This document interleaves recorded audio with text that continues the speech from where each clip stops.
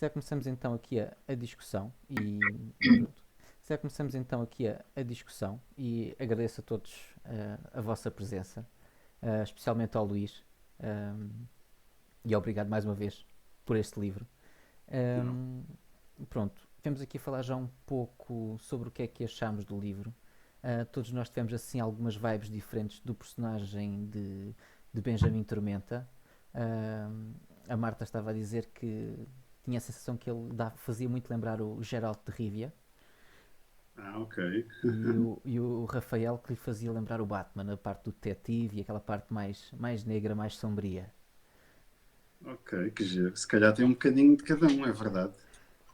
Se fosse buscar assim as influências, as principais, não iria a esses, mas eu gosto muito do The Witcher. Eu gosto, e não é só porque nós publicamos os livros, é porque gosto muito da personagem, do universo dele. Pá, o Batman, sim, também, porque não? Detetive, sem dúvida, não tem propriamente superpoderes, mas parece que tem. Mas a banda desenhada influenciou muito. Eu acho que é mais talvez na área do Mike Mignola. Tem aquela seita do Hellboy, do Witchfinder, do BPRD, que são tudo detetives do oculto ou agências que combatem o oculto. Eu acho que aí sim, sem dúvida, pelo menos conscientemente, há muita influência daí. E depois, claro, do Conan Doyle, do Sherlock Holmes, os fecheiros secretos, da X-Files é mesmo, acho que é sem dúvida uma influência muito grande. Ou algumas séries que vocês devem conhecer, o Penny Dreadful. O Penderfield ainda não vi. Confesso Pá, que e é. também é vitoriano, não é? Passa-se em Londres, como todas as séries, infelizmente. Também é um grupo de personagens que podiam ser amigos do Benjamin Tormenta e investiga o paranormal, os vampiros, umas monstruosidades. Pá, aquilo está muitíssimo bem feito.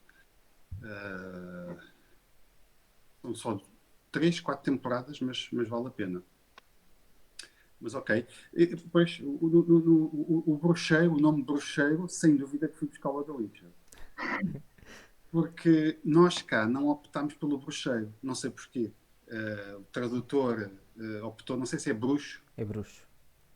Epá, o que é pena, porque eu na altura, se não tivesse apercebido, eu se calhar tinha pedido para mudar para bruxeiro. Porque bruxo não, é um witch, não é? Agora, Witcher é outra coisa. E bruxeiro funciona tão bem em português. Bruxeiro, em espanhol acho que existe, ou em galego, existe o bruxeiro. Epá, como estava disponível, eu disse: olha, vou-me apropriar desta tradução que nós não usamos. Portanto, aí eu tenho que. Eu, por acaso, a primeira vez que li bruxeiro, bruxeiro, usaram bruxeiro, é uma palavra que não é assim, nas traduções portuguesas, não é? Não está no Nunca dicionário. tinha, pois eu nunca tinha lido bruxeiro. Se calhar enganava-se. Continua o bruxeiro. É mesmo de propósito, bruxeiro, mas nunca tinha. Eu fartei-me de pesquisar no dicionário na altura e apareceu, mas depois apercebi-me que era. Ou era espanhol, ou era galego, mas em português não. Mas soa tão bem, não é? O bruxeiro. E É uma espécie diferencia de bastante. alcunha, pronto, ficou. Portanto, aí tenho que dar razão à Marta, há ali um bocadinho do Witcher. E depois ele também tem o braço direito, uma espécie de mordomo, que não é o mordomo do Bruce Wayne, mas é o Ramanujan. Portanto, também tem um bocadinho de Batman. Tenho que dar razão ao Rafael também. Esta parte do. E agora falando aqui um bocadinho mais do Benjamin Tormenta, a parte do seu.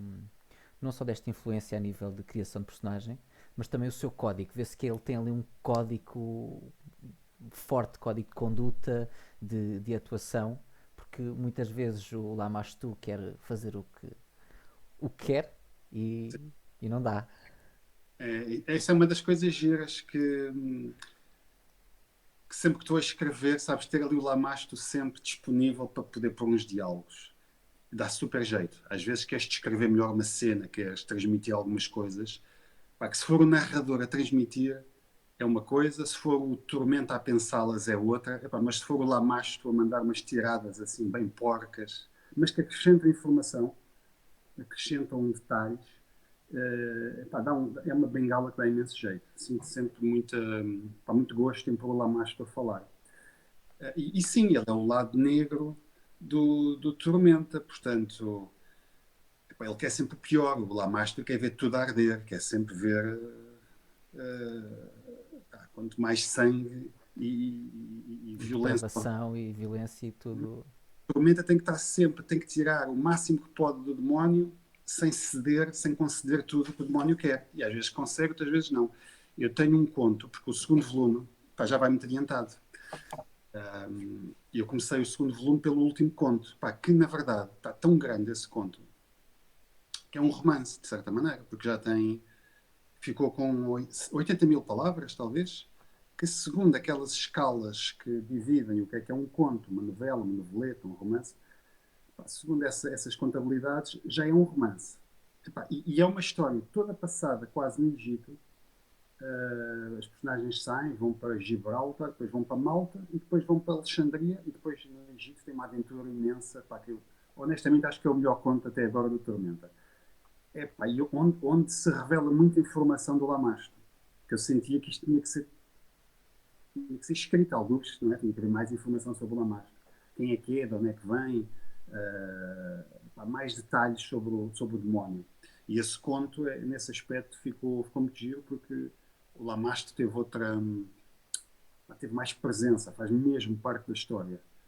E acho que quem gostou deste primeiro volume, acho que vai gostar bastante dos contos do segundo. Portanto, já tenho 2 contos escritos, vou escrever o terceiro. Mas lá está, não se pode eternizar o enigma. Vai ter que haver mais respostas. O segundo volume tem que haver mais, e o terceiro volume, eventualmente, dar a resposta final. Não queria que fosse sempre uma pergunta sem resposta, sabes? Sim, porque também se continuarmos sempre com a pergunta sem resposta, vai. É giro ir dando respostas, não é? Só que eu próprio não sabia para onde é que queria ir ainda. Eu não tenho na minha cabeça completamente fechado o que é que é. Eu vou percebendo o que é conforme vou escrevendo, vou sentindo, ok, isto é giro por aqui. Portanto, tenho uma vaga ideia, mas esse conto, posso dizer que chama-se A Serpente do Nilo, é um conto muito grande, pá, adorei escrevê-lo, eu tinha que escrever qualquer coisa sobre o Egito vitoriano e pronto, está feito. E tem muitas respostas sobre o Lamastro. Epá, mesmo não dá para escrever, o conto que vier a seguir já vai ter que ter em conta toda a informação deste conto do Egito, porque eu acho que é muito disruptivo para a personagem. O que é que vocês acham do Lamastro? Simpatizam com aquele demónio? Acham que está ali a mais? Eu adoro o Lamastro. Eu tenho muita curiosidade para saber o que é que ele fazia antes de entrar no corpo Tormenta. do Benjamin, o que é que ele andava a aprontar antes, como é que ele se.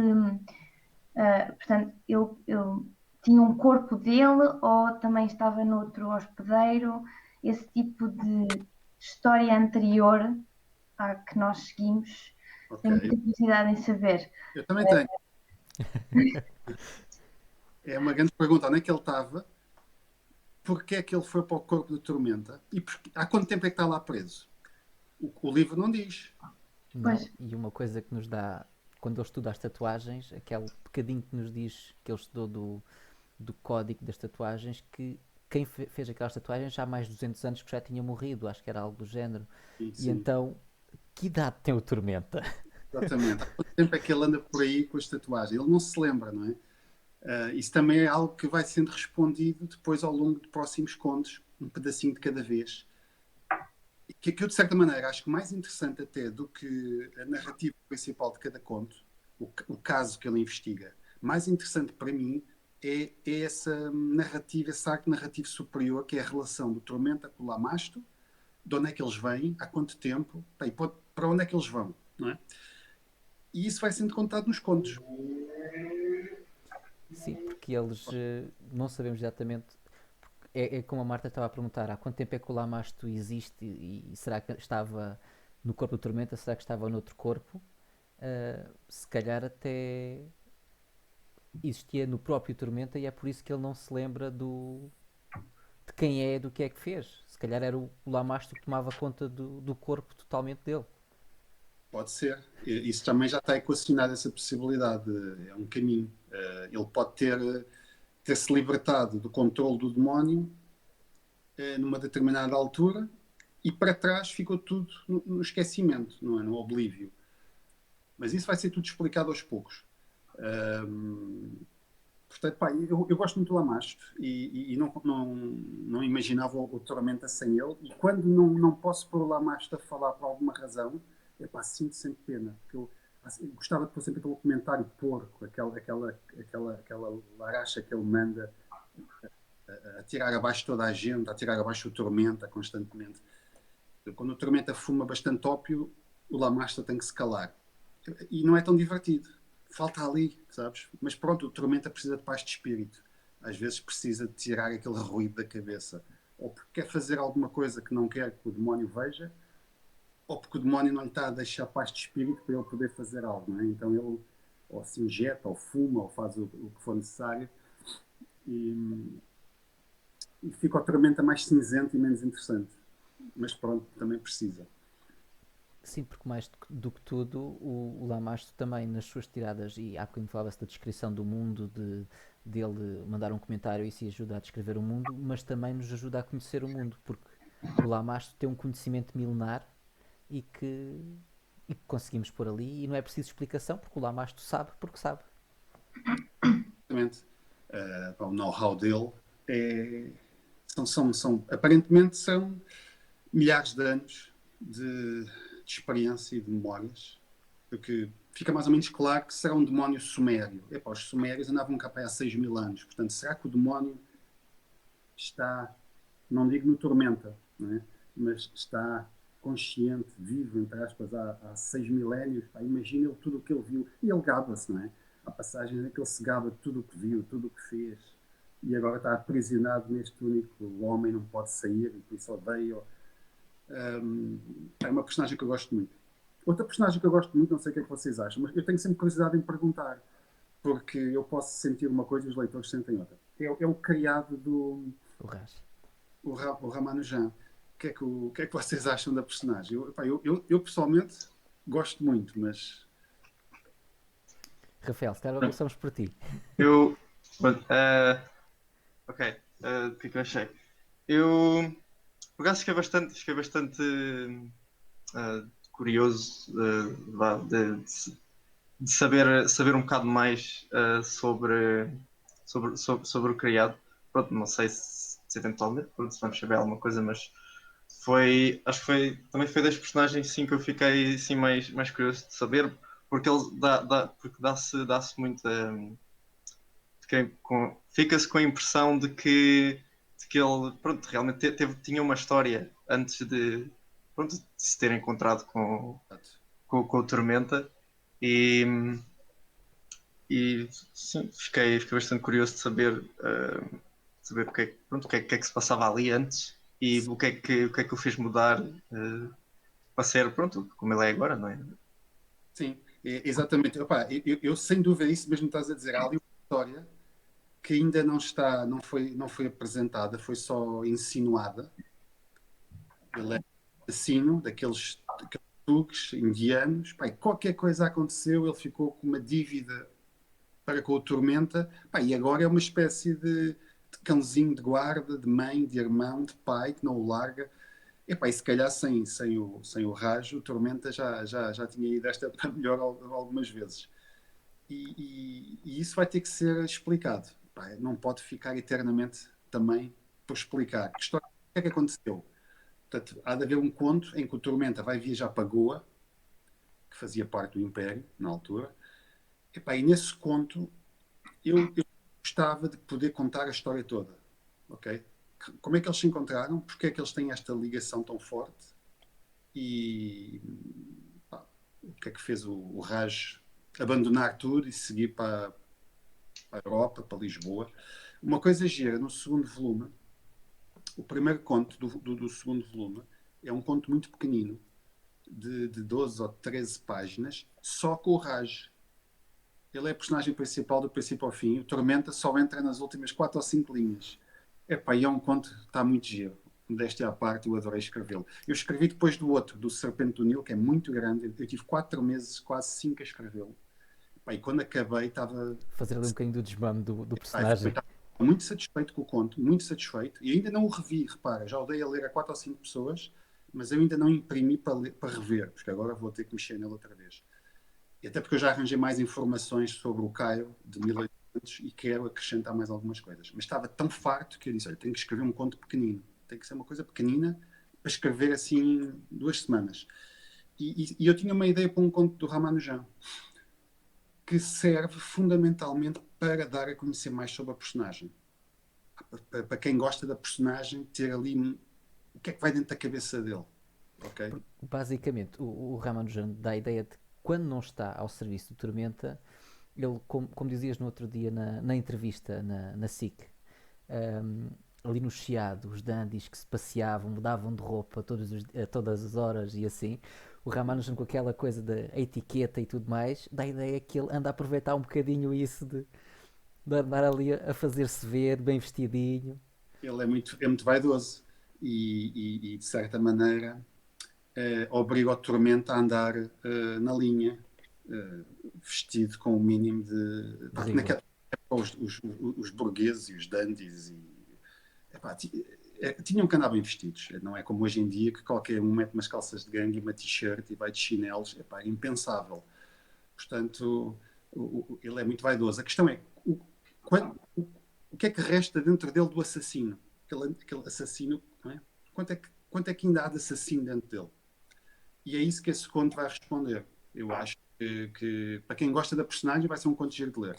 Portanto, tenho esses 2 contos. E estou a escrever um terceiro que se passa no Porto, na cidade do Porto, pá, que é fabulosa. A cidade do Porto naquela época era fascinante, porque vinha das guerras liberais do 1830, vinha das invasões francesas. Era uma cidade, pá, ainda hoje é uma cidade maravilhosa.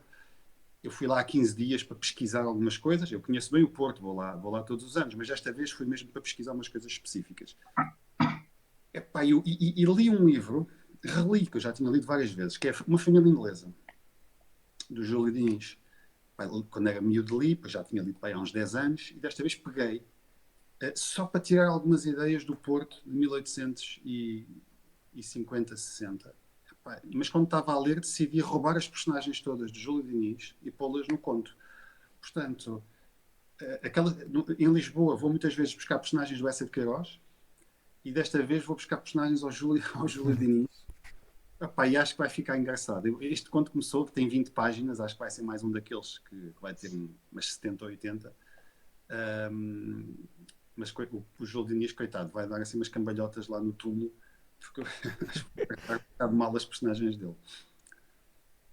Uh, Falaste que pesquisas, vais às cidades pesquisar e fazes pesquisa sobre as cidades à época. Qual é que é assim, o teu processo de escrita aqui para o... Olha, o meu processo de escrita, eu só tenho um livro, ok? É certo que sou leitor feroz, não, desde miúdo. Eu sou do tempo em que não havia telemóveis e não havia consolas e nem havia computadores. Né? Eu tive o meu primeiro computador, sei lá, devia ter 10 anos e mesmo assim fui dos primeiros a ter. Pá, tu antes lias. Ou estavas na rua a brincar, ou estavas a ler. Os putos hoje em dia nem vão à rua brincar nem leem, fazem outras coisas, pode. Mas eu lia muito, lia mesmo muito. E sempre quis escrever, desde miúdo, sempre quis escrever. Epá, e é muito complicado de escrever. Eu não sei se o Rafael ou a Marta escrevem, vocês gostam de escrever, se só leitores. Já tentei, mas não. Pá. É, é, é muito difícil, não é? O que eu mais tinha eram manuscritos interrompidos. Eu começava cheio de entusiasmo, cheio de ideias. Fazia um grande world building, o mundo todo criado, já tinha a genealogia dos mapas, já tinha personagens. Depois começava a escrever e aquilo dava-me tanto trabalho e avançava tão devagar que eu olhava para o trabalho que estava à minha frente e dizia: pá, não, esquece, nunca vou conseguir, eu não vou ter força em mim. Eu só escrevi 6 páginas e ainda faltam 200. Pá, não consigo. Eu desmotivava, ok? Pá, o Tormenta começou assim, começou como um conto. O primeiro conto do Tormenta é o segundo do livro. É o Deus das Moscas Tem Fome, precisamente. Epá, que eu gosto muito do conto, mas é o que está pior escrito. Eu, quando estou a lê-lo agora, eu, se pudesse, mexia tanto nele outra vez. Mas pronto, já está, já está. E foi o primeiro conto que eu escrevi. E o início do conto, até para aí, a rapariga vai até à casa dele e depois ele vai falar com o tio dela. Pô, o conto era só isso. Eu desisti. Porque faltava tanto trabalho que desmotivei e larguei o conto. E ele teve assim abandonado, não sei, uns anos ainda. Se calhar 5, 6 anos.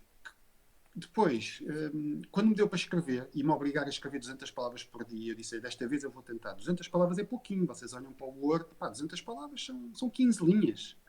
Em meia hora, 20 minutos, tu escreves 200 palavras.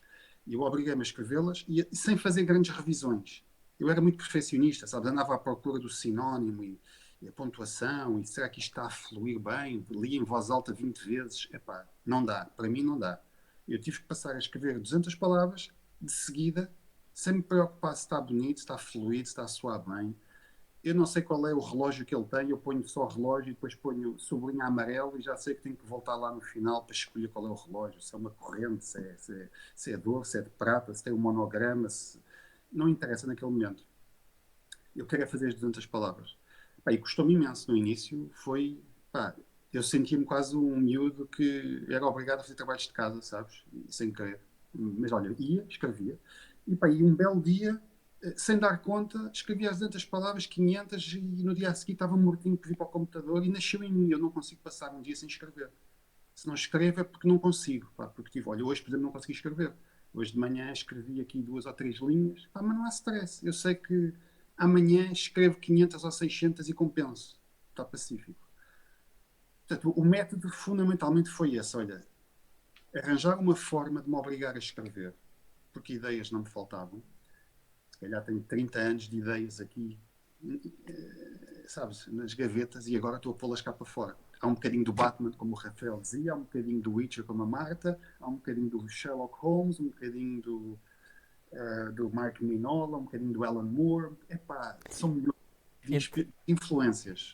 E daqui? Quanto bocadinho está daqui? Muito. Mostrar a minha prateleira de Dungeons and Dragons e de Call of Cthulhu. Ainda agora, olha, quarta-feira passada, retomámos as sessões de RPG porque estavam interrompidas há um ano. Tínhamos uma grande campanha de Dungeons and Dragons. Rafael e a Marta, sabem o que é Dungeons and Dragons? Sim, não sei ideia, mas sei o que é. Ok, nós temos um grupo, eu jogo desde os meus 15 anos, portanto, eu tenho 47, faz as contas, tive uns anos parados, obviamente. E sou sempre mestre de jogo, Dungeon Master. E aprendes a escrever, pelo menos aprendes a criar histórias, narrativas, interligar aventuras, manter sempre a sessão ativa, interessante. É muito útil. E estava a criar uma grande campanha com os amigos meus. Íamos até fazer um podcast, Os Renegados de Baldur's Gate. Fizemos um genérico muito giro, estava tudo criado. Comprei 3 câmaras de filmar de propósito e depois chegou o Covid-19. Pronto, um ano sem jogar. Eu já não consigo voltar a essa campanha. Tinha tantos detalhes, estava tão rica. Dava um grande livro aqui para nós, dava um bom livro. Já não consigo voltar. Portanto, eu deitei isso tudo fora e agora estamos a começar a jogar outra vez. Mas nem vamos jogar Dungeons Dragons, vamos jogar um Apocalypse World, que é um sistema muito básico que vamos experimentar. Portanto, perguntas-me o que é que há de D&D, há muita coisa, mas eu acho que há fundamentalmente de Call of Cthulhu. Call of Cthulhu é uma espécie de Dungeons and Dragons no mundo do Lovecraft. Portanto, é um role-playing game que se passa nos Estados Unidos, normalmente nos anos 20, 920 e tal. E é o universo do Lovecraft. Não sei se vocês leem Lovecraft. Estão a ver a cidade de Arkham. Tem ali daquela edição da saída de emergência do Cthulhu. Sim, exatamente. É uma edição grande. Nós temos várias. Temos uma antologia de capa dura, muito gira. Depois temos uns livros mais antigos, capa mole, e depois temos... exatamente, esse é a capa dura. Não é esse que eu tenho. Eu tenho mesmo um grande do Cthulhu. Do Cthulhu. É o chamamento de Cthulhu, não é? Acho que é assim que se chama, sim. É aquele que é fininho, mas é grande. Sei qual é. Saiu no Halloween em 2018, se não estou em erro. Exatamente, é uma história ilustrada. É muito gira, as ilustrações são brutais. O conto foi não sei se foi o primeiro conto que o Lovecraft escreveu neste universo dele. E há muita influência. Até das aventuras que nós jogamos, há pedacinhos das aventuras, pá, que acabaram por vir parar ao- às aventuras do Benjamin Tormenta. Porque antes de me decidir o que é que eu ia escrever, eu estava muito indeciso. Precisamente em 1920, portanto, o início do século XX, que em Portugal estaríamos, epá, se calhar ali no início da República, não é? Com aqueles governos todos a cair uns atrás dos outros, na altura do início do Estado Novo, mais ou menos, anos 30. Ou então a época vitoriana. Eu estava indeciso entre essas duas épocas para colocar o meu Benjamin Tormenta. Pá, e acabei por optar, era vitoriana, porque é mais fácil para mim escrever sobre essa época. Há muito mais informação. Tu lês a obra do Eça de Queiroz e aquilo acaba de mostrar como é que era o mundo, como é que as pessoas se vestiam, como é que falavam, como é que as mulheres estavam na sociedade. Eu ia ter mais dificuldade para conseguir escrever tão bem, com tanto à vontade, 1920, não é?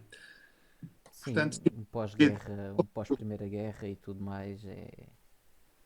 mas tenho um projeto muito giro de história alternativa, com uma Lisboa alternativa, que se vai passar em 1930. Mas é história alternativa. Portanto, a história, ali em 1800 muda, acontece algo na nossa história que tem um resultado diferente e a história diverge, mas parece um mundo paralelo. Uma Lisboa de pulp. Vão ver aquelas Nova Yorks da ficção de pulp, aqueles prédios, tipo Metrópolis, uma coisa assim gigantesca. Acho que pode dar uma antologia muito gira também, mas não tem nada a ver com Tormenta, não é? Nós estamos aqui para falar da Tormenta. Aqui, e eu perguntei diretamente quais é que eram as referências aqui a Dungeons and Dragons, porque acho que houve dois grandes inimigos agora durante os contos que me fizeram muito lembrar personagens do Dungeons and Dragons, nomeadamente um, o verme da cabeça seca, fez-me lembrar o Intellect Devourer, Okay. que se aloja no cérebro e controla o hospedeiro. Não foi influenciado daí, porque nem me lembrei dele. Não é um monstro que nós tínhamos utilizado nas campanhas. Deve ter entrado alguma vez, mas conscientemente não me lembrei dele. Mas é um bocadinho isso, aquela lesma que entra dentro do cérebro e depois te controla, não é? Não é a coisa mais original do mundo. Tens muitas BDs e muitos filmes e muito com esse mostrengo. É Mas clássico. pode ser o Intellectual Devourer, sim. E outro foi aquela tradução do livro em latim pelo Essa de Queiroz, que existia aquela gosma verde que fez-me lembrar muito o Gelatinous Cube. Sem dúvida. Mas olha que no Call of Cthulhu também tens muita monstruosidade assim, gelatinosa, até com tentáculos, não é? É até a imagem de marca do Lovecraft, são esses monstros disformes. Mas podia ser o cubo gelatinoso também, do D&D, podia ser. Aqui ainda sobre... Houve certas coisas que me focaram em vários dos contos, que foi, eu vou-lhe chamar os artefactos. Tivemos o Grimório do Basílio, Sim, que exatamente. evoca o deus das moscas e, consequentemente, terá ali algumas respostas também para o controle do Lamasto. O componedor de Gutenberg. Sim, essa é da Anabela Natário, sim. A pérola vermelha, que fazia a evocação do Do verbo, não é? sim, Depois daquela monstruosidade, sim. que nós chegamos a ver, e o próprio livro em latim do Essa de Queiroz. Eu acho que estes quatro artefactos poderiam ter aqui grande resposta e grande. Porque há algum deles, o componedor, não sabemos, caiu ao chão e não sabemos o que é que lhe aconteceu. Se o Benjamin eventualmente o apanhou. A pérola, sabemos que o Benjamin ficou com ela, mas o Lamasto diz joga isso fora. Não sabemos Exato. o que é que aconteceu. Sabe? E o livro em latim supostamente ardeu. Mas a tradução não se ficou ali. Tem esses artefactos mágicos, tens, que o Tormenta vai sorripiando todos os que pode, de certa maneira, não é? Porquê? É giro ele ficar com eles, porque eles podem, mais tarde, voltar a ser importantes numa história. Portanto, uns são destruídos, outros não. Mas é engraçado ter feito isso. Eu nunca me tinha sentado a pensar nos artefactos. Realmente tem pelo menos esses quatro E o Tormento ainda fala de um livro que leu na biblioteca de Mafra, onde tirou as receitas para aplicar as As agulhas. agulhas. Uhum. Fala lá no Testamento de Ibn que é um livro verídico, acho que é mesmo um livro que existiu mesmo. Na altura eu pesquisei, agora não me recordo bem. Um livro mágico, supostamente mágico. Pois, é verdade. Já se pode fazer um pequeno compêndio de artefactos mágicos do Tormento. Todos eles para onde... Irão não... dar-nos alguma resposta, ou não. Então, mas olha, deixa-me só fazer uma pergunta enquanto preparas a próxima, eventualmente, ao Rafael. Se é que vocês ainda têm os contos assim presentes. Oh, Rafael, começava a criar por ti. Qual foi o conto que tu gostaste mais e porquê? E depois à Marta também. Se quiserem, eu digo-vos quais são os contos, já não se lembrarem. Ok, qual é que eu gostei mais?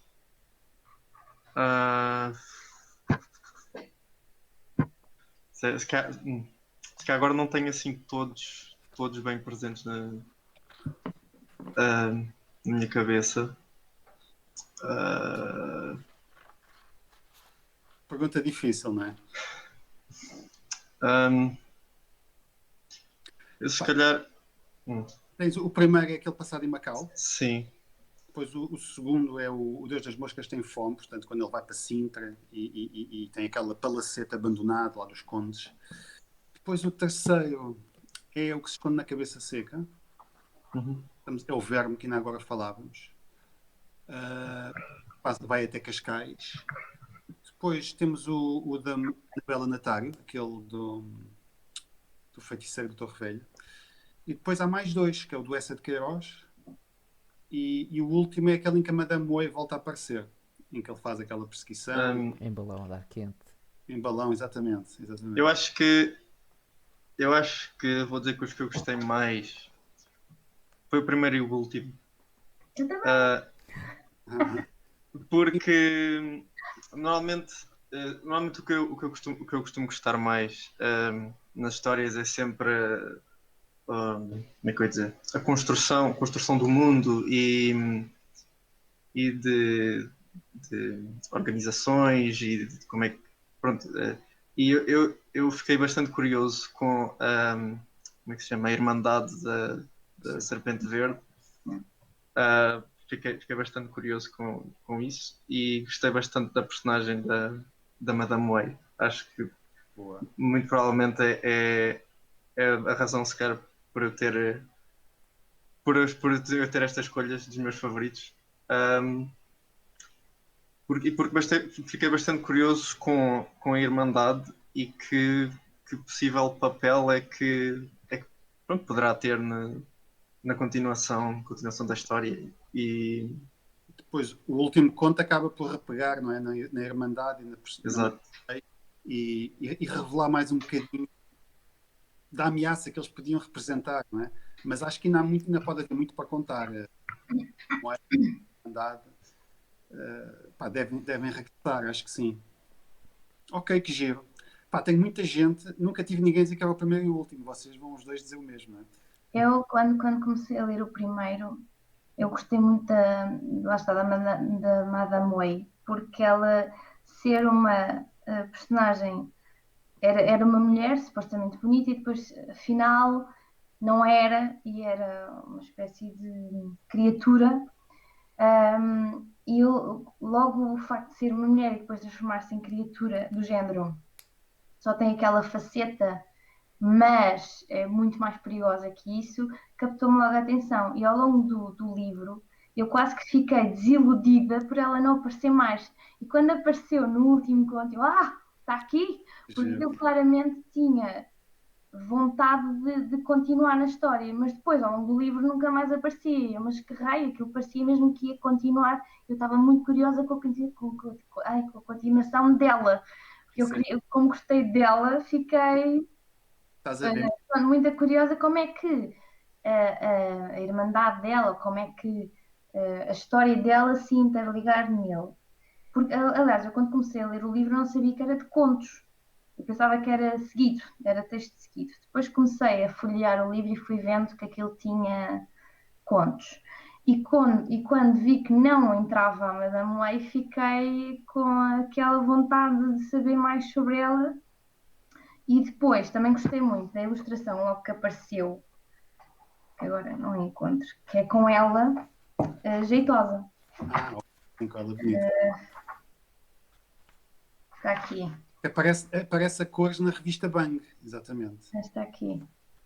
Ok. Primeiro eu não sabia que o livro tinha ilustrações, portanto, quando vi a ilustração fiquei logo, isto é espetacular, eu adoro livros que quando têm assim estes, no meio do livro aparecem ilustrações, para mim dá logo outro gosto, Boa. outro gosto na leitura.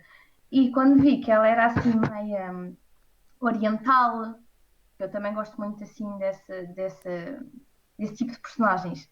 E, e depois ela transformar-se na criatura, isso tudo fez-me ficar um bocadinho agarrada. Pronto. E depois leste mais uns contos, não assim, Madame Wei, e começaste a desesperar assim, "Fogo, eu gostei desta personagem, não há maneira disto voltar." Ainda por cima foi um conto logo com tanta ação no início que eu fiquei com aquela, logo com a fisga toda e depois de repente acalmou e passou para outro conto e eu, mas espera lá, então, a pessoa entusiasma-se com isto e depois troca umas voltas e começam a falar de outra coisa qualquer. Pronto, não é outra coisa qualquer, mas eu não estava à espera.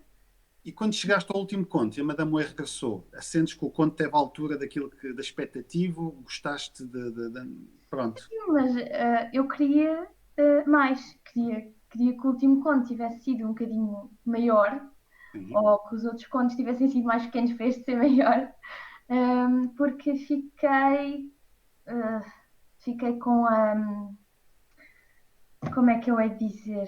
Fiquei com mais vontade de que continuasse com ela. Pronto, acho que soube-me a pouco.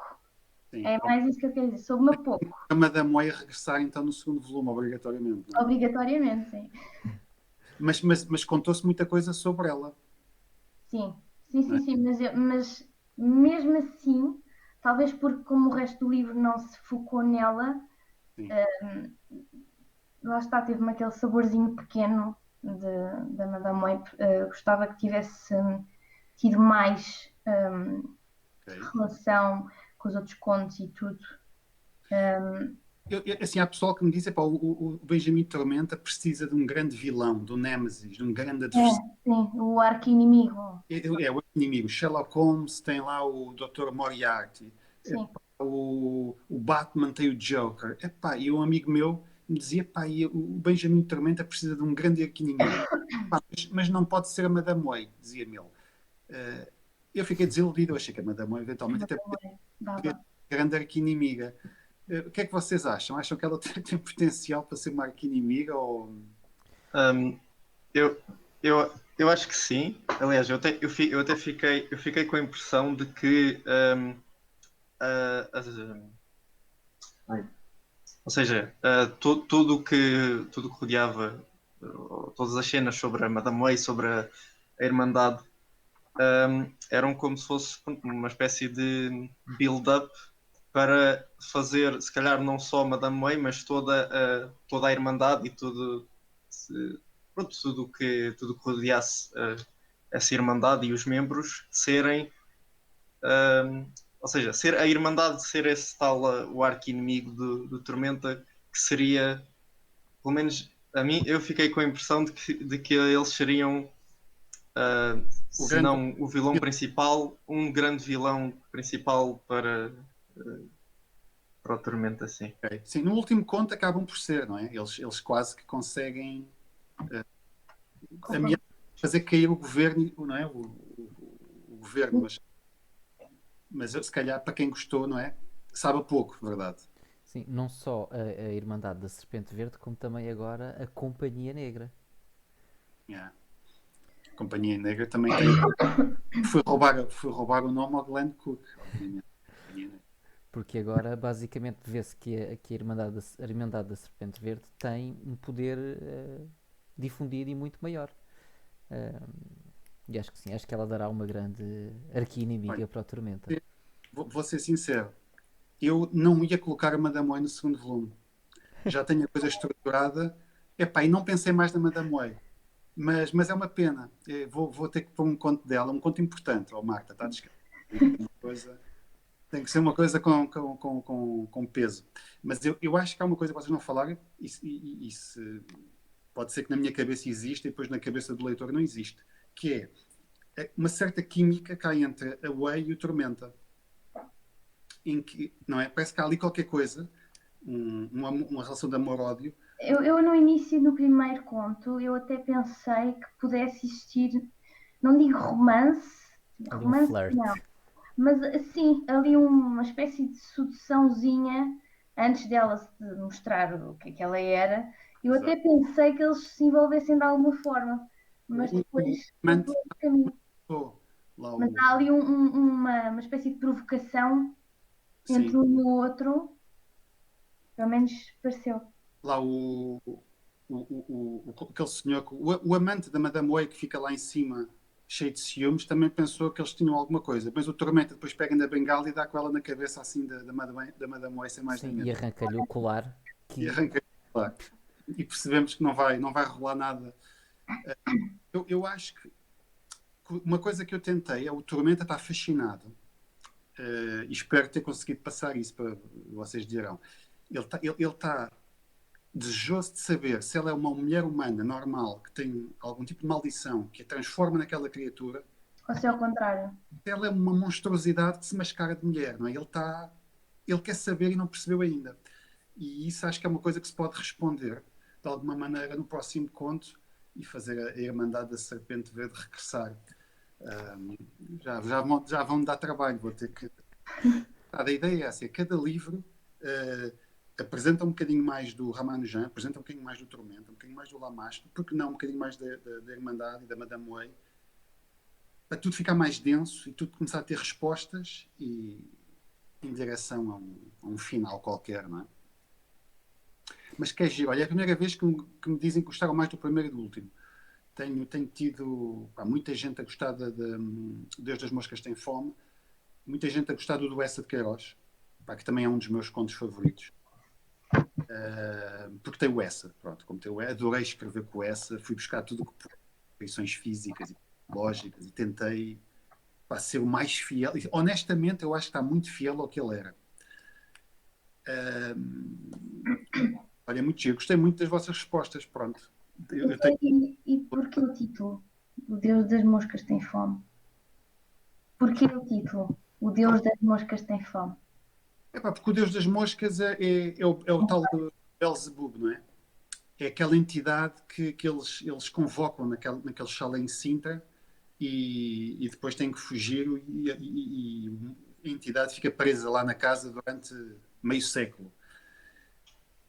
Eu acabei por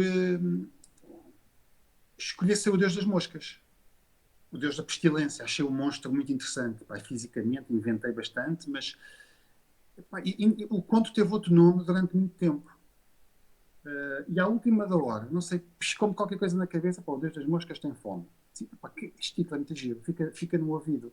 E pus o título no conto. Mas o livro ainda tinha outro nome. O livro chamava-se As Aventuras de Benjamin Tormenta, Detetive do Oculto. Que é um título muito afluente, é um subtítulo, não é? À última da hora, já estávamos com a capa feita, estava quase a coisa a fechar, eu disse, não, eu não posso dar o título ao livro As Aventuras de Benjamin Tormenta, isto é o subtítulo. Eu vou ter que escolher o nome de um dos contos. Aí acabou por ficar o Deus das Moscas Tem Fome, porque eu acho que é um título que fica no ouvido. Muita gente diz, foste buscar o título lá do William Gold, do O outro Deus livro, das Moscas. o Deus das Moscas, do Golding, não é? Não fui, nem me lembrei desse livro. O Lord of the Fly. Lord of the Flies, sim. Não me lembrei, mas depois já estava. Mas não tem mal. Não tem mal. São dois livros tão diferentes e o título também é um bocadinho diferente. Eu acho que o título é muito engraçado. Deus das Moscas é uma coisa nojenta. Não é? Eu não gosto de moscas. E se tem fome, então é mau sinal. Eu também gosto do título do último conto, O Sangue que os Velhos Bebem. Acho o título muito engraçado. Se não pudesse pôr o primeiro, por qualquer razão, o livro chamava-se O Sangue que os Velhos Bebem. Lá está, né? Era a Madame Whey que estava referenciada no título. Sim, que seria aquela. Assim como o conto fala, basicamente aquele sangue novo que os velhos bebiam dava-lhes ali uma certa vitalidade, Exatamente. quase como uma droga. Uma espécie de- Só uma pergunta, eu até escrevi aqui para não me esquecer, porque eu, como gostei tanto da Madame Whey, eu queria saber o que é que inspirou a Madame Whey. De onde é que foi buscar a Madame Whey? Olha, eu quando escrevi o primeiro o conto de Macau, eu quis fazer uma coisa que os filmes do Indiana Jones, que é uma grande influência minha. Aliás, um amigo meu dizia no outro dia que o sangue que os velhos bebem parece um conto do Indiana Jones, porque é uma perseguição frenética, desde balão a barco, a tudo. Epá, eu depois ouvi que olha, tens uma certa razão, por acaso acho que foi mesmo inspirado. Aquilo podia ser o Indiana Jones pendurado no mastro e naquelas coisas. Mas o primeiro conto que eu escrevi foi o Deus das Moscas. Não é? Parte foi escrito no tempo em que eu ainda não conseguia escrever, mais do que 20 páginas, e depois o resto foi escrito já quando me obriguei a escrever e comecei pá, a minha carreira, entre aspas. E eu queria acabar, eu queria começar o conto. Se vocês olharem para os filmes do Indiana Jones, eles fazem uma coisa que eles foram copiar aos filmes do James Bond, que é todos os filmes começam com o final da outra aventura. Os próprios filmes do James Bond começam sempre com o final de uma aventura. Portanto, no Indiana Jones, no primeiro, por exemplo, pá, começamos com aquela cena na selva brasileira em que o Indy entra naquela caverna e depois é perseguido por aquela bola de pedra e depois foge, está lá o Belloc, que é o arqueólogo francês, ele foge para o navio, para o barquinho, tan, tan, tan, tan. Pronto, foram 10 minutos que deu para apresentar a personagem, a emoção, tipo de filme, e depois começa a história da arca. E depois, o segundo filme, tens um bocadinho que se passa na Índia, passa-se em Macau, não é? O casino, salta pela janela. Bem, não sei se vocês têm os filmes do Indiana Jones na cabeça, eu já ouvi os filmes 1000 vezes cada um, portanto, e tens ali 10 minutos de aventura em Macau, ou lá, acho que é Macau, e depois começa a história das pedras na Índia. E, bem, o terceiro filme é a mesma coisa, tens o iníciozinho, quando o Indiana Jones era pequenino, e o River Phoenix. E eu pensei, ok, eu vou começar o Deus das Moscas com o final de outra aventura. Ele está em Macau, tem lá uma pequena aventura, isto é mesmo só para apresentar a personagem e depois começa o conto. Epá, e quando eu tinha tudo pronto, eu senti, epá, mas este prefácio devia ser um conto independente. Não preciso estar aqui a colá-lo ao Deus das Moscas. Então separei-os, eventualmente ainda mexi um bocadinho no primeiro conto e separei-os e ficaram contos independentes. E eu acho que é muito melhor assim. Porque é como olha, vocês dois gostavam do conto, portanto ainda bem que eu separei, senão era apenas uma prequela do outro. E eu nunca tive a intenção a Irmandade, naquela altura, não pensei, vou ter que regressar à Irmandade. Não, não pensei mais. Aquilo para mim era uma prequela. Era o meu pedacinho do Indiana Jones na gruta a ser perseguido pela bola de pedra. Pá, e depois, conforme fui escrevendo, porque eles foram todos escritos depois por ordem cronológica, a certa altura, se calhar, é um bocadinho que tu dizias, Marta, comecei a pensar, mas a Madame Whey devia regressar, e a Irmandade da Serpente Verde, isto tem que ser maior do que ficou dito no primeiro conto. E acabei por escrever o último conto em que tenta explicar quem era a Madame Whey. E pelos vistos ela foi muito mais coisas. E o Tormenta continua sem perceber muito bem quem é que ela é na verdade. Ela é monstro ou é mulher? Ela é as duas coisas, mas o que é ela na verdade? Ele ainda não sabe. Portanto, tem que haver um terceiro conto para responder a isso. Como é que ela nasceu? Ela nasceu para levar uma tareia em Macau e nunca mais aparecer. Depois ela cresceu nos contos, sabes? Um bocadinho sem eu planear. É uma mulher poderosa, é uma mulher oriental, porque eu queria pôr um ponto em Macau. Ela foi prostituta, ela foi pirata no delta do Rio das Pérolas, ela, ela é uma bruxa, ou eles chamam de outra coisa, uma estriga. Sim. Ela é muita coisa. Se calhar é areia demais para a caminhoneta do Tormenta também. Mas ela vai ter que voltar, é verdade. Eu não sei como é que eu não tinha pensado ainda que tenho que pô-la no segundo volume. E acho que vocês agora me relembraram isso, porque havia o sério risco dela não ficar para o terceiro, ok? Mas não, eu vou pô-la no segundo volume. Ideias não faltam e gostava de fechar um ciclo, de ter respostas. Pronto. Aqui, uma pergunta agora saindo aqui dos personagens e passando aqui para uma das armas de eleição do Benjamin Tormenta, que é a Colt. Já vimos em algumas séries e tudo mais. Lembro-me, por exemplo, do Sobrenatural, que a Colt era a arma de eleição para matar demónios. Ok. E aqui também temos novamente a Colt a entrar em ação. Eu tive que escolher umas armas emblemáticas do século XVIII. Pá, tens o Colt, o modelo Peacemaker, que é mesmo ali 1870. É uma arma muito recente e muito poderosa. É um grande pistolão. Pá, e o Tormenta, quando enfrenta ou que enfrenta, tem que ter um bom canhão nas mãos. E depois a Winchester, que também é uma carabina de repetição, não me recordo bem a designação técnica, pá, que também é um modelo de 1873. Portanto, ele está com tecnologia de ponta, exceto quando usa aquela espada dele, que foi uma homenagem aos contos do Hellboy, porque o Hellboy de vez em quando aparece com uma espada. E assim, pá, tem que pôr o Tormenta. A espada dá sempre jeito, até porque se o Tormenta for mais velho do que nós pensamos, a espada terá sido, se calhar, uma arma que ele usou bastante. Isso e o punhal dele para o que Exatamente. perfura as cotas de Eu malha. diria que é a arma principal, o punhal persa indiano, que é ideal, que é um punhal verdadeiro, que eu descobri numa enciclopédia que tenho aqui sobre armas. Epá, e aquilo assustou-me, sabes? Um punhal que tu cravas num tipo que tem uma cota de malha e o punhal atravessa a cota de malha. Aquilo É mortífero. é assustador mesmo para quem está revestido de ferro. Como é que ele tem o punhal? O punhal pode ser persa, pode ser indiano, porque ele existe tanto na Pérsia como na Índia. Obviamente, pelos vistos, tem ligações à Índia, andou por lá, portanto, ele tê-lo-á trazido alguns, algum dia de lá.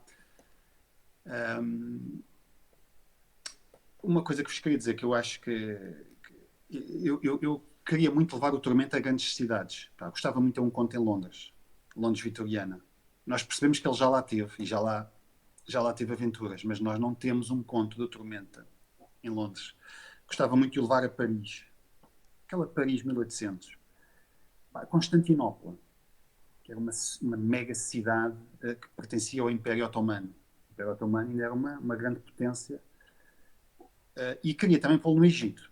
Esse já está escrito. Mas vou tentar levá-lo a Goa, por exemplo. Para quem quiser as respostas sobre o Ramanujan, o quanto em Goa vai poder dá-las. Fazê-lo viajar por essas cidades, mas aí vão ser precisos 3 volumes. Não é? Neste segundo vai ao Porto, vai ao Egito, tem algumas aventuras em Lisboa e, e pronto, olha. Como é que vocês descobriram o Benjamin Tormenta? O que é que vos deu para ler o livro? O que é que vos atraiu? Foi cada um, se calhar, a sua razão, não? Começamos pela Marta. Sim. Eu, honestamente, eu recebi um e-mail da saída de emergência, porque eu às vezes faço revisão dos livros que saem. Sim. E a editora manda-me e eu leio e faço a opinião no meu canal. Ok. E um dos livros que ia sair no mês, não me lembro qual é que foi, em que mês é que este livro saiu? Pronto, foi há pouco tempo. Eu vi a capa e eu sou muito eu vejo uma capa e tenho de.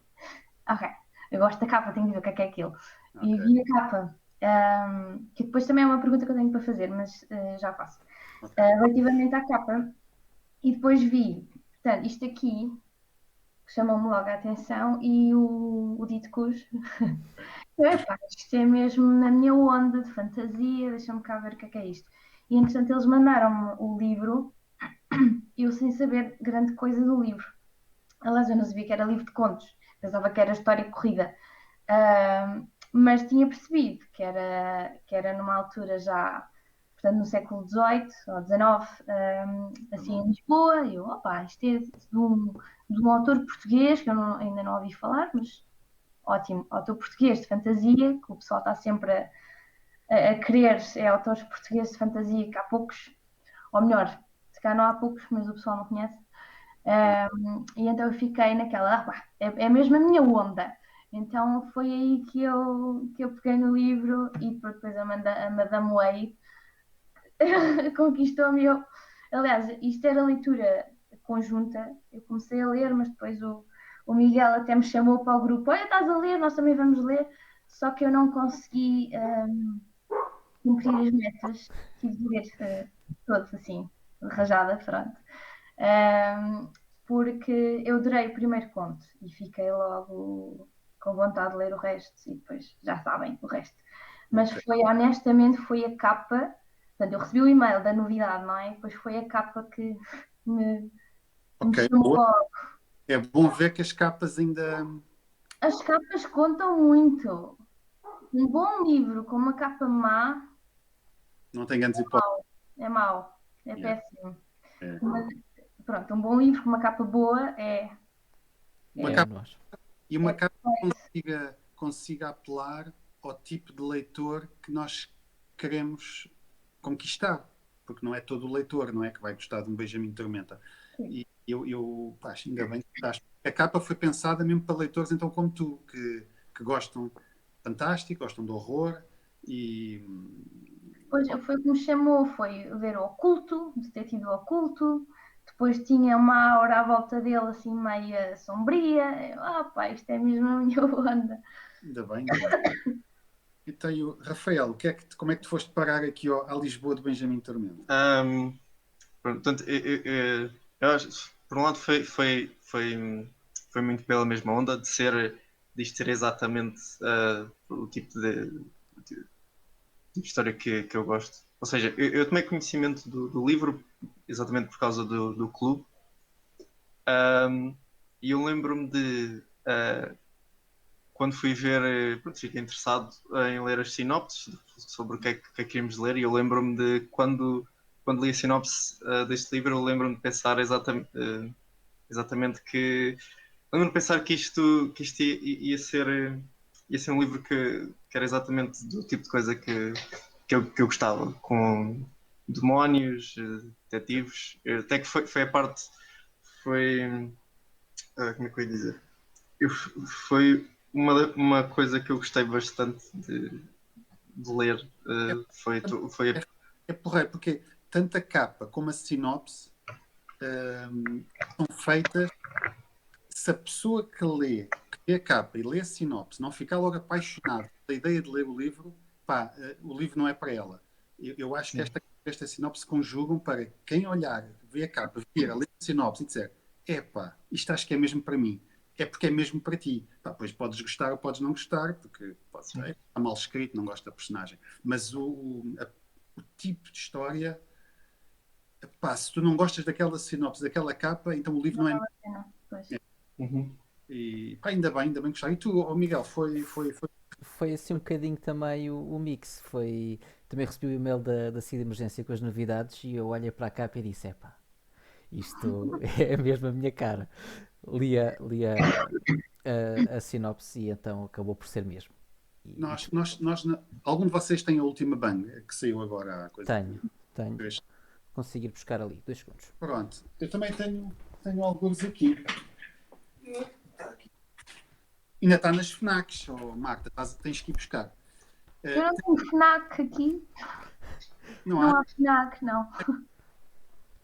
Eu estou nas Caldas da Rainha. Não há uma FNAC perto.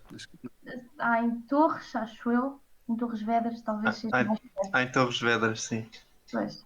Porque, Do mundo. para além de ter FNAC aqui. o conto que vocês têm a pré-publicação do conto de Macau, pronto, vocês já leram. Mas depois tem um artigo sobre a personagem. Exato, tens a ilustração. Nice. Aquela ilustração que tu falaste está a cor aqui. Porque ela foi feita a cores e depois é que foi convertida para preto e branco. E tem um pequeno artigo sobre o processo todo de criação do mundo, quem é o Tormento. Pronto, eu gostei muito do resultado final. Vemos que. Mas podes pedir à Margarida que te envie. Da próxima vez que recebes um livro, pede a ela, põe só uma revista de lado que eu aqui não tenho. Ela manda-te. Ok. A revista está muito bem. Tem 120 páginas. Estamos a modelar o design todo da revista. O próximo número vai ser estupendo. Mas é engraçado que há uma coisa que eu não sabia que precisava, que é tentar perceber como é que as personagens são criadas. E eu ando a ler o Samurai X, o Kenshin, não sei se conhecem, Uhum. é bastante conhecido. Sim, Um de novo.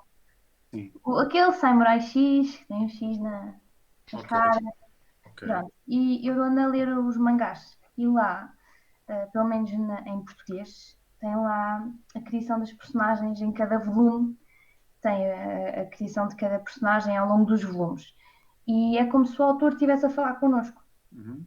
E depois, eu agora, ao falar também com o Luís e também a falar com outros autores, eu tenho cada vez mais a necessidade de saber porque é que aquela personagem foi construída. Parece que isso me complementa a leitura do livro e me faz ainda gostar mais das personagens. Parece que fica mais intrínseco cá dentro Ok. e ligo-me mais às personagens e eu não tinha a noção que quase que precisava disso até começar a ler sobre o processo de criação das personagens, porque há certos pormenores que me fazem gostar ainda mais da personagem que eu já gostava.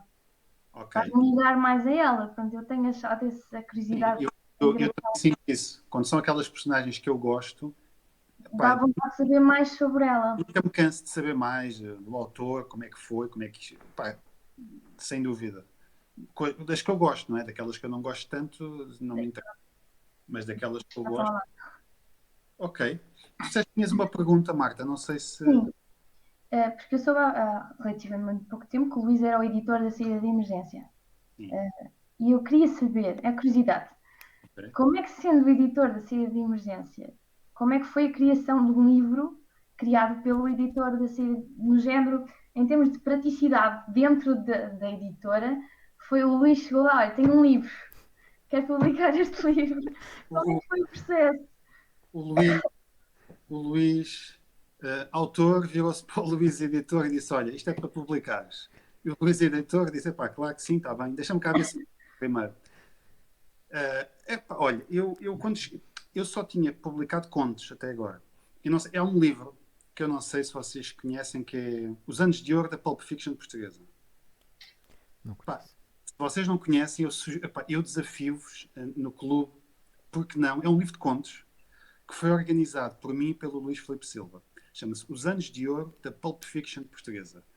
Isto o que é que é?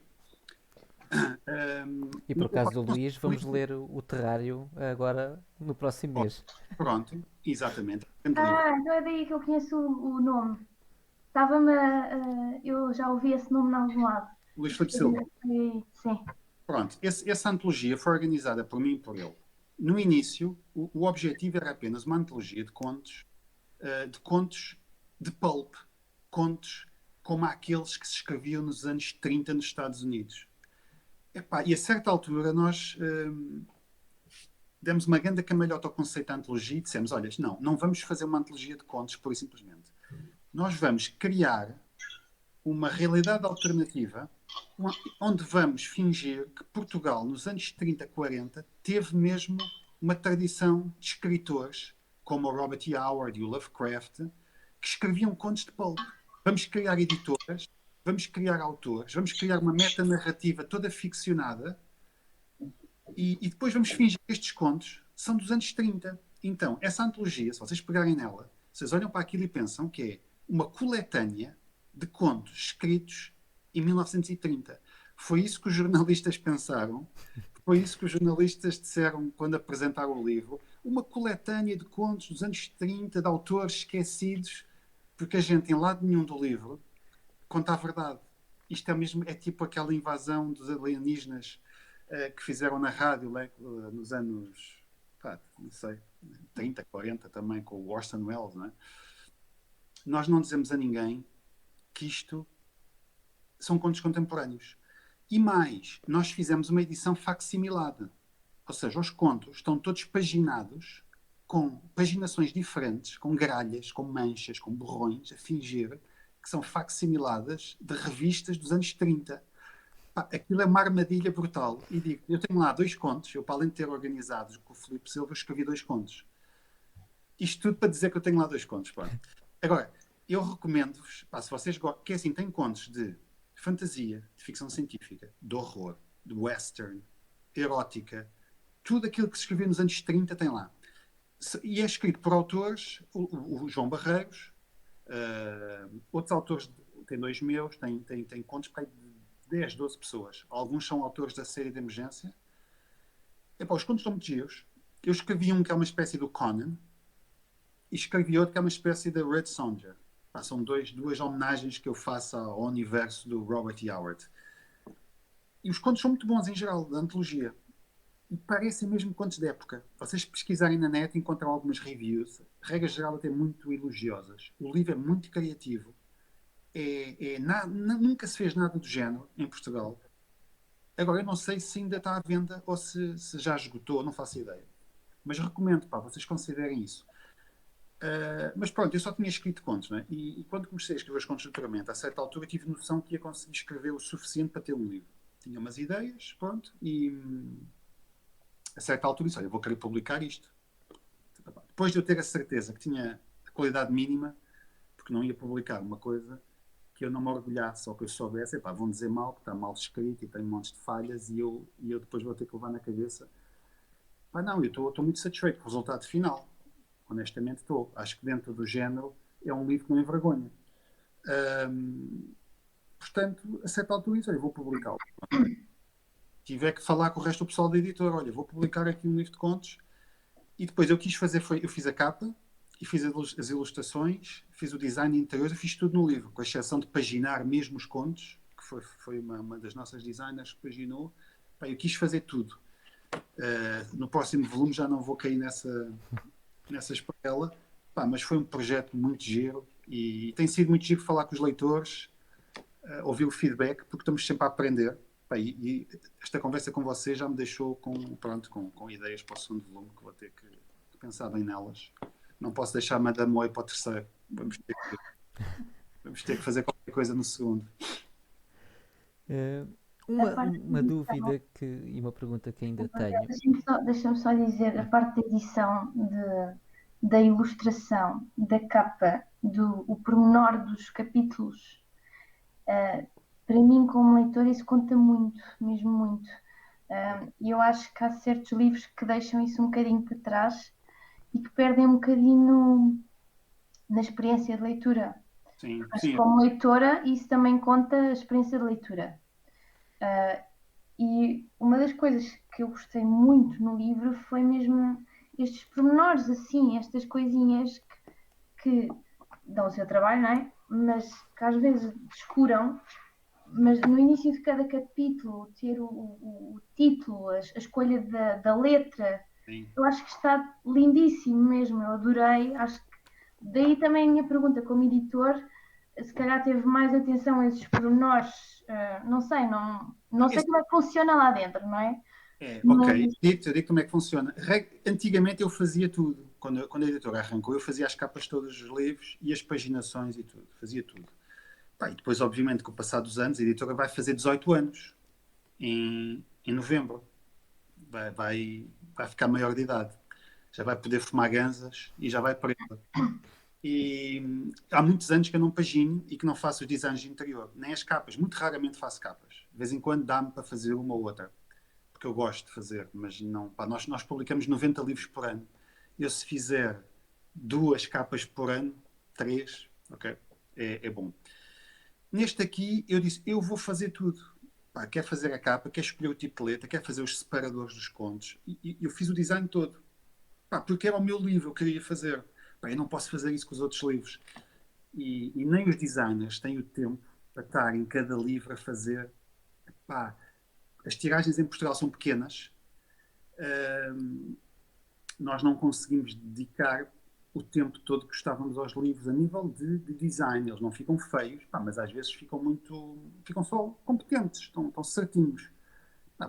Alguns livros, como o Pulp Fiction, que eu estava a falar, está ao nível do Tormenta. O design exaustivo, o detalhe, deu mais trabalho ainda do que o Tormenta. Como eu te disse, as edições é fingir que está facsimilado. Portanto, eu tive que interpretar letras, tive que mexer nas linhas para parecer que era uma fotocópia do conto dos anos 30. Portanto, esse livro deu muito trabalho. Muito, muito, muito trabalho. Depois nós imprimimos 1500. Com 1500 livros, mesmo que vendas a tiragem toda, tu praticamente que não pagas o papel, a cartolina e a impressão. Aquilo foi uma brincadeira que nós quisemos oferecer aos leitores. Portanto, tu não podes fazer isso com os livros todos, porque senão, passado 2 meses, estás a fechar, foste à falência. Nós temos que fazer mais com menos, não é? Mas temos alguns livros que, esse aí também, do Terrário, também está todo, está enriquecido, porque lá está, não foi feito para nos pagar as contas. Há livros que tu fazes para pagar as contas e há livros que tu fazes porque gostas muito de fazer os livros. E acho que na área do fantástico, nós somos os únicos que ainda vão fazendo livros pelo prazer mesmo de os fazer, porque eu leio os livros que faço, ok? Eu não acredito que os editores das outras editoras leiam livros de fantástico nos tempos livres e que gostem muito de ler fantástico e que sejam uns nerds autênticos. Eles só são nerds se forem convidados para ir à Comic Con e lá têm que fingir que são. Mas não são. Não são. Não são e isso vê-se no catálogo. Não são. Só publicam o Duna porque vem aí o filme. Se não vier o filme, já não querem publicar o Duna. Nós publicámos o Duna quando não havia projeto nenhum de haver filme nenhum. Ainda muito menos o do Villeneuve. Publicámos. Umas vezes ganhas dinheiro, outras vezes perdes. Nós somos mesmo, é uma editora cheia de nerds, pessoal que gosta mesmo disto. E por falar em nerds, a gente para o ano que vem vai organizar o Festival Bang. Era isso que eu também queria perguntar, se viria. Bem, teve que ser adiado por causa do Covid, não é? A edição do ano passado. Este ano também não vamos fazer, porque até ao final do ano ia sempre ser uma coisa com máscaras e distanciamento. Mas alguns, até meados do ano que vem, vamos fazer o Festival Bang. Não vai ser um dia, vão ser pelo menos 3 dias. Vai ser uma coisa muito maior, vamos investir muito mais, porque vamos arranjar parceiros em princípio.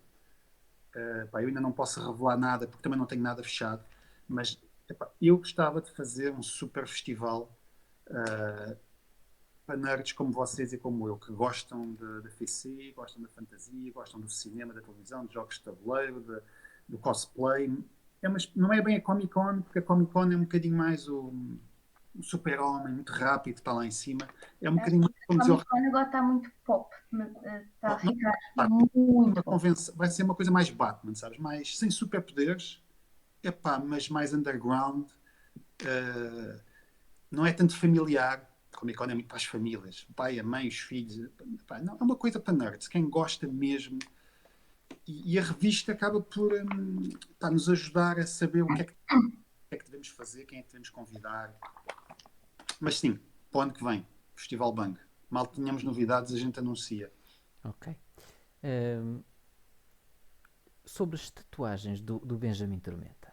Isso é uma coisa que há bocadinho nós estávamos a falar antes de chegar, Luís.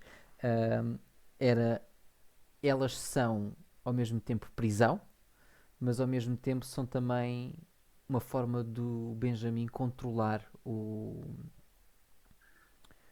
demónio. Exatamente. As tatuagens, o Tormenta durante muito tempo, a certa altura ele queixa-se disso. Ele pensava que as tatuagens eram a maldição dele.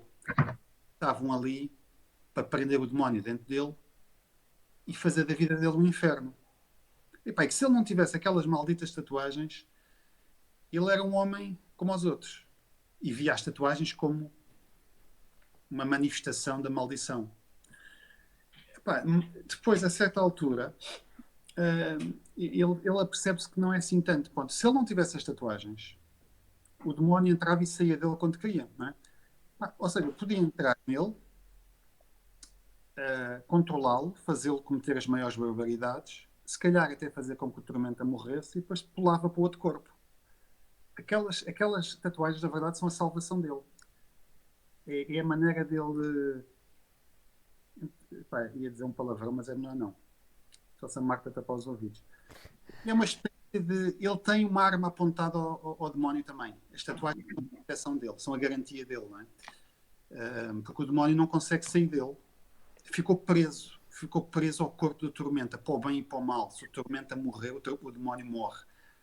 O Tormenta morrer é grave, mas não deixa de ser um mortal que está a morrer. Todos os dias morrem muitos mortais.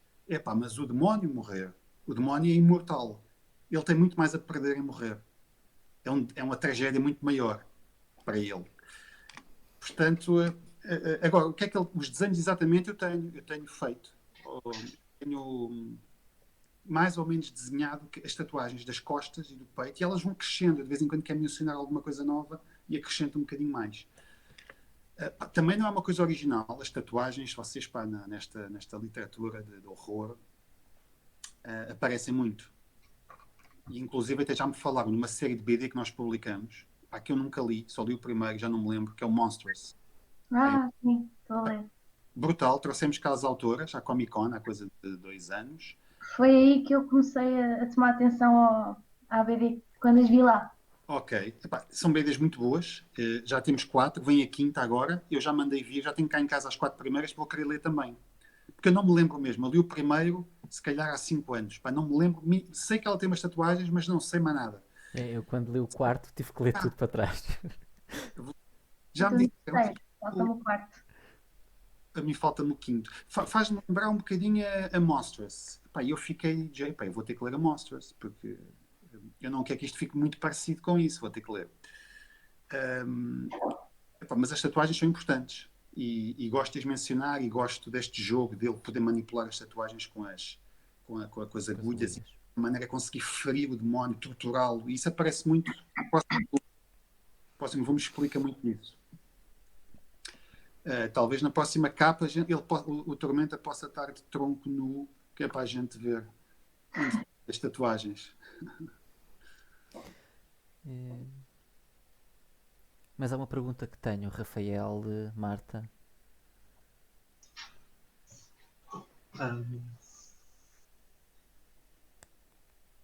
Ainda tenho aqui mais uma. Achei muito interessante a relação de simbiose, porque basicamente o Benjamin Tormenta é um hospedeiro, o Lamasto é o seu... está lá a usufruir daquela viagem pelo corpo dele. E existe esta relação de simbiose, porque o Lamasto, mais do que tudo, em várias alturas, salva o Benjamin Tormenta por isso mesmo, pelo risco de morrer. E mesmo próprio quando há a luta contra o Beelzebub, dá a ideia de que o Deus das Moscas é um demónio inferior e que o Lamasto não poderia morrer às mãos daquele demónio, que poderia ser, quiçá, gozado lá nos 7 ou 9 círculos do inferno depois de morrer às mãos daquele demónio.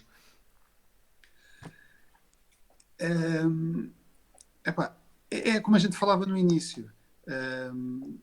Eu acho que se o Tormenta perdesse o Lamasto, perdia se calhar a melhor parte dele, não é? Dele Tormenta.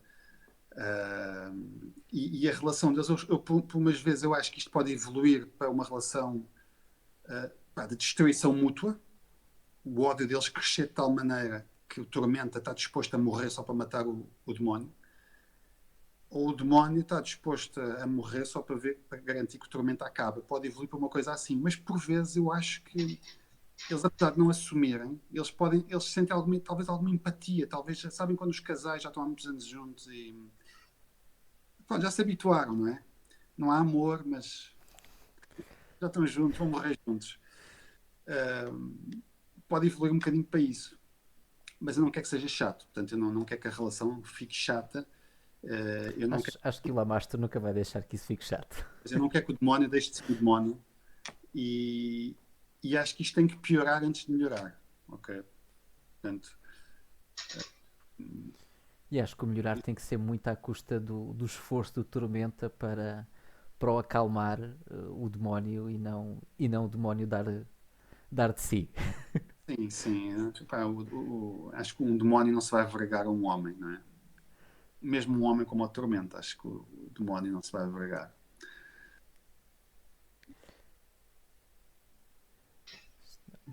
Pronto, eu acho que das dúvidas que eu tinha, a maioria foi esclarecida. Eu agora, se lesse outra vez, que já tinha muito mais dúvidas.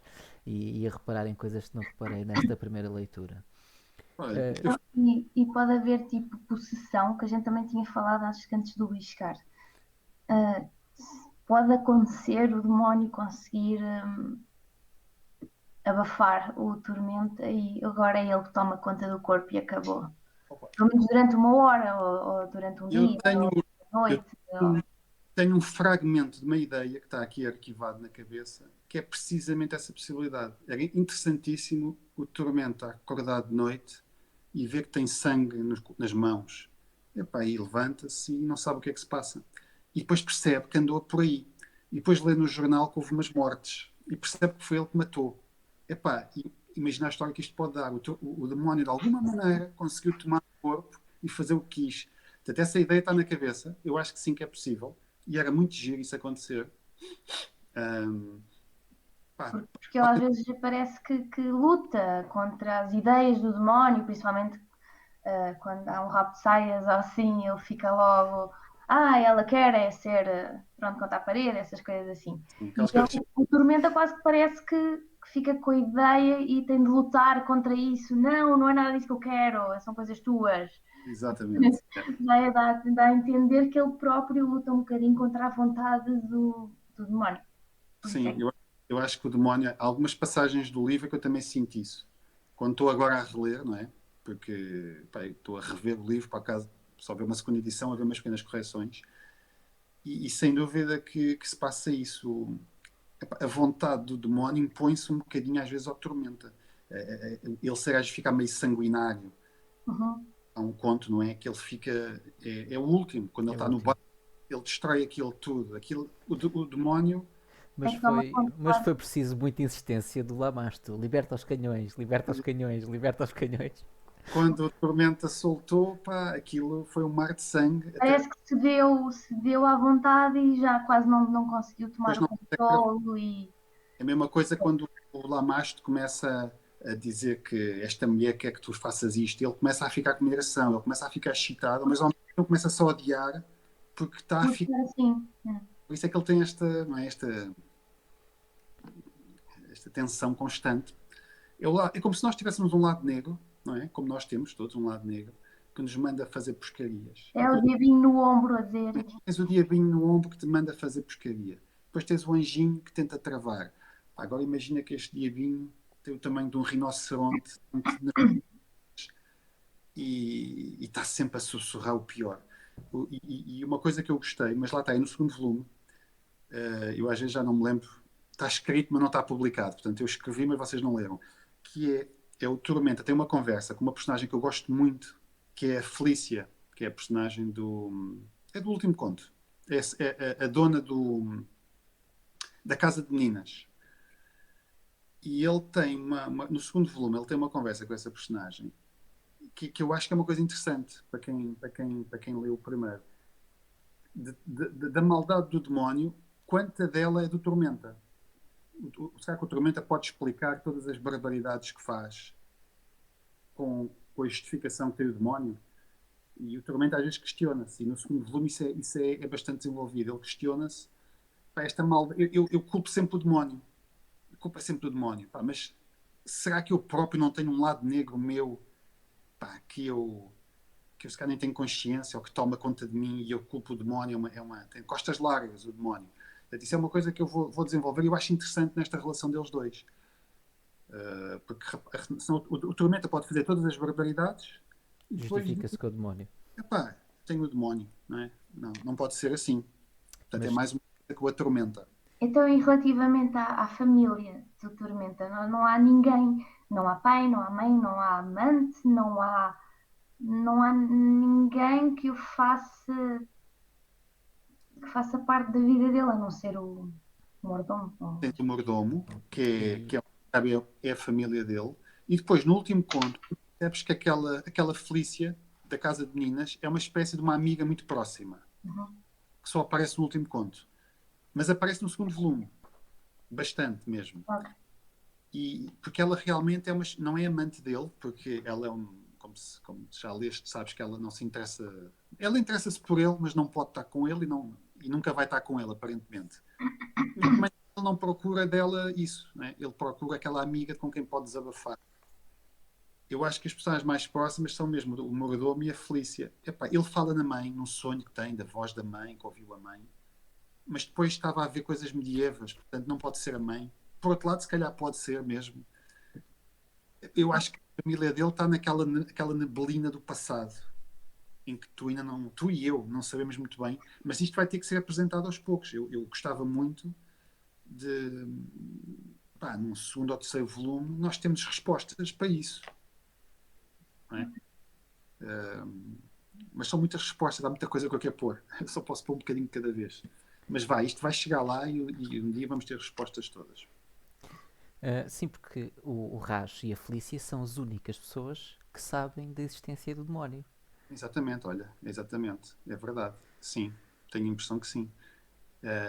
Isto fica explícito, não é? O Raj sabe perfeitamente, E a Madame Wei também sabe. Ela faz isso no primeiro conto. mas não tem os pormenores, sabe que há ali qualquer coisa. A Felícia não só sabe, como isso até ela acha alguma coisa excitante nisso. O Raj não, o Raj adora o seu senhor e, portanto, se pudesse estrangular o demónio, ele estrangulava logo. Mas sim, eu acho que há muita coisa para contar. Eu tenho, pá, é preciso é escolher as ideias sabes, e apostar nessas e deixar as coisas claras nos próximos contos. Pá, portanto, olha, vai ser muito giro se vocês depois lerem o segundo volume, que eu tenho intenção Certamente. de o publicar no Festival Bang, havendo um Festival Bang, abril, maio, junho do ano que vem, daqui a um ano, publicar lá o segundo volume, porque eu já tenho 240 páginas escritas. Epá, quando eu tiver 300 e tal, está fechado. Portanto, eu até ao final do ano escrevo o que falta, se tudo correr bem. Hei de ter um autor convidado também, que já foi convidado, já aceitou, e por acaso é um dos autores. É um dos autores que vocês já falaram ou que vão falar. Não vou dizer quem é, não posso. Mas vocês já leram coisas dele ou vão ler. E epá, eu gostava muito de publicar com o público, sabes? De lançar com o público, de falar com as pessoas, porque isto saiu em plena pandemia. Portanto, eu não pude falar com ninguém, não pude fazer uma apresentação, não pude nada. Isto foi tudo online. Pá, é giro, mas era muito mais giro estar com vocês, não é? E com mais gente e falarmos. Pá, é diferente. Pronto, é muito diferente. Para o ano que vem, se Deus quiser. Hum, eu também acho que sim. E do panorama que estou a ver, eu acho que se mantivermos. E agora liberto o enfermeiro que é a mim a falar um bocadinho.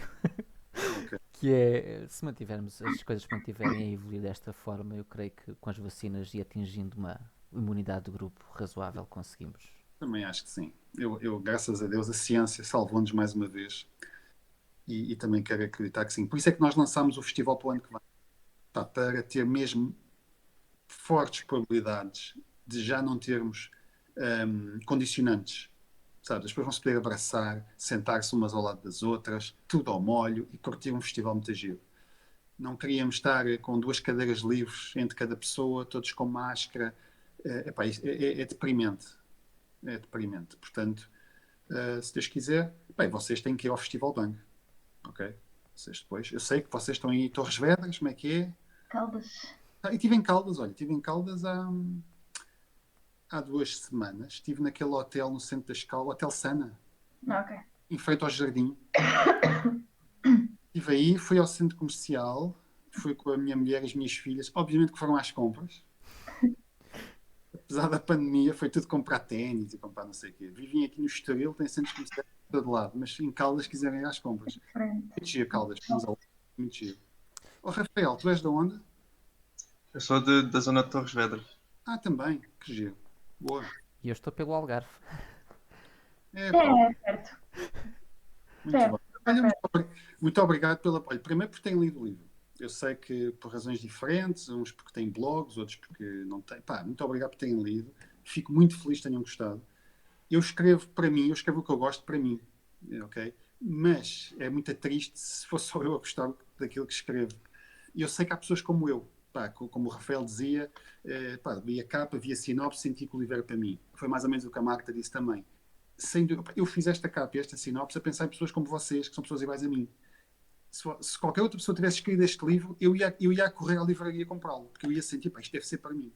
E depois, passasse em Portugal, acho que Lisboa também merece ter.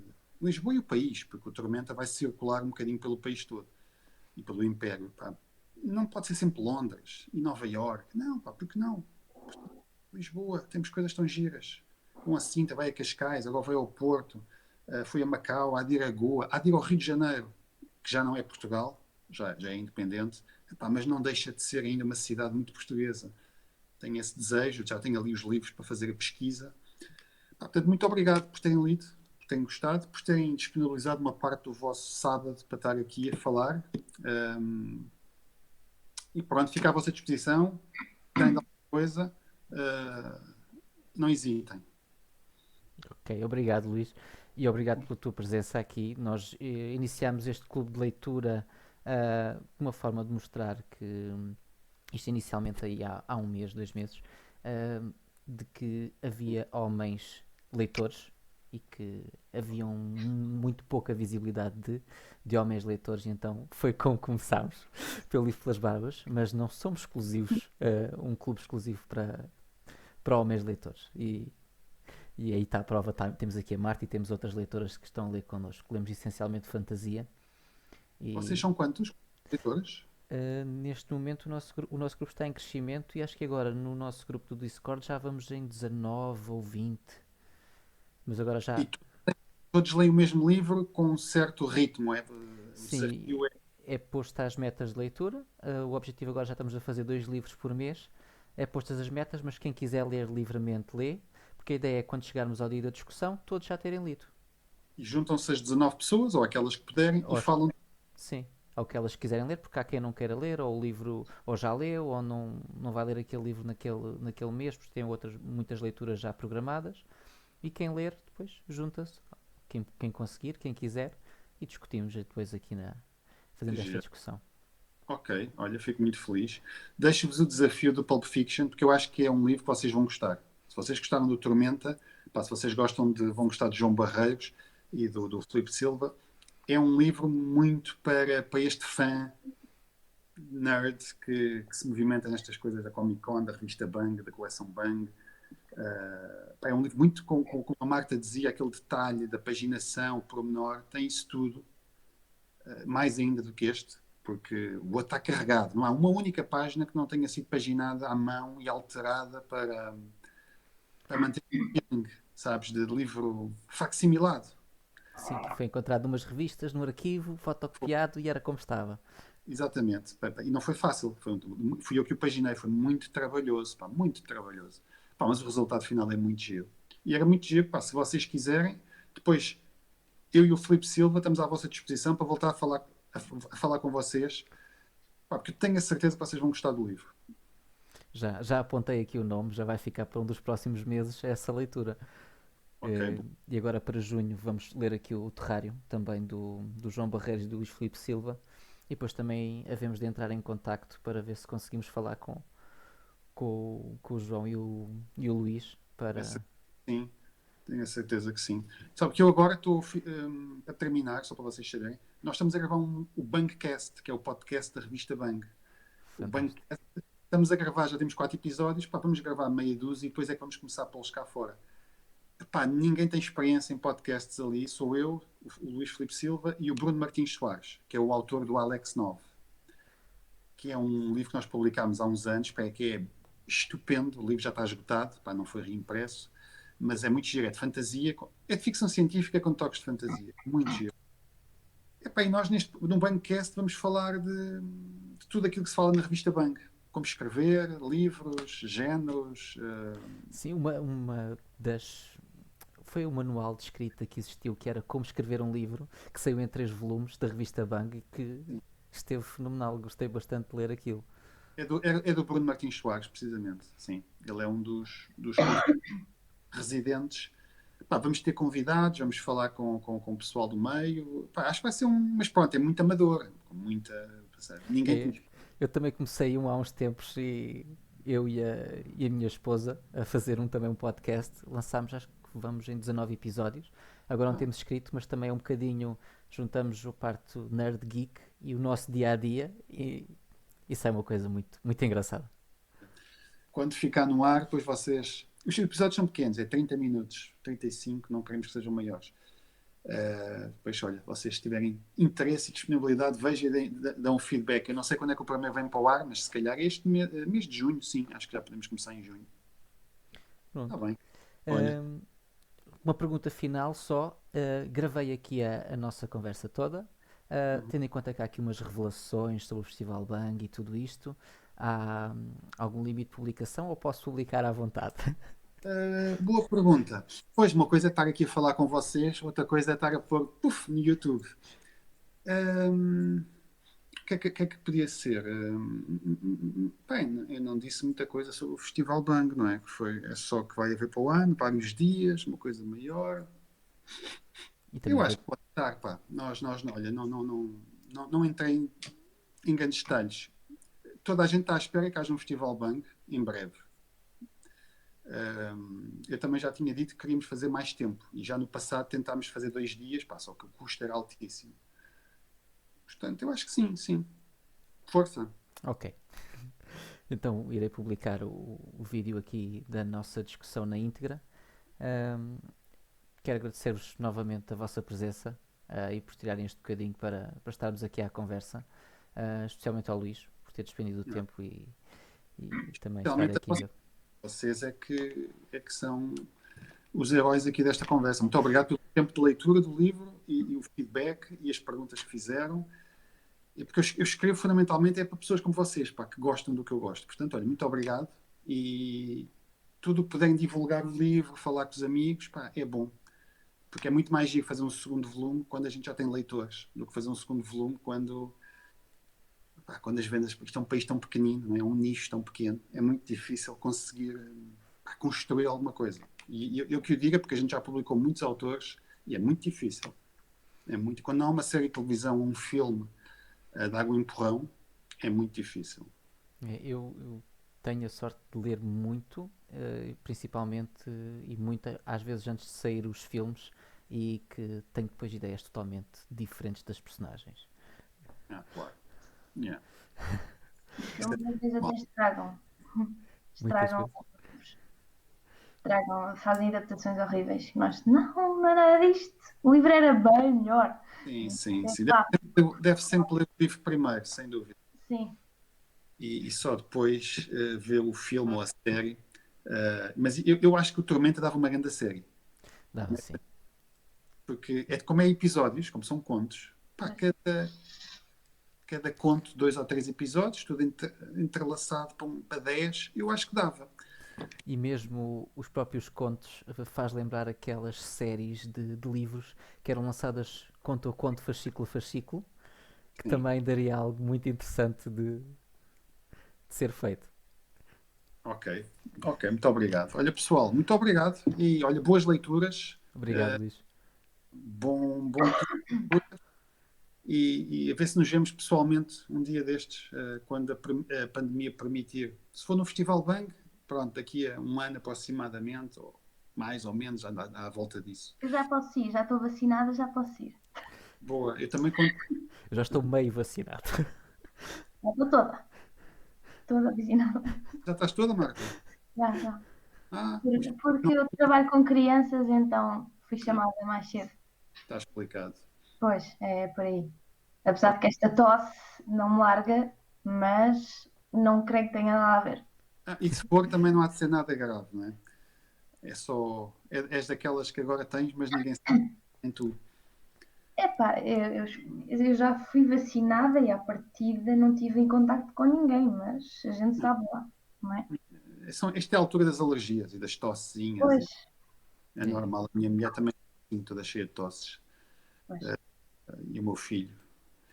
Ok. Rafael, Miguel, Marta, muito obrigado. Dei um abraço ao pessoal do grupo, mesmo aos que não puderam vir, porque se leram o livro, também têm a minha gratidão. Grande abraço. Pai, alguma coisa precisa, não hesitem, está bem?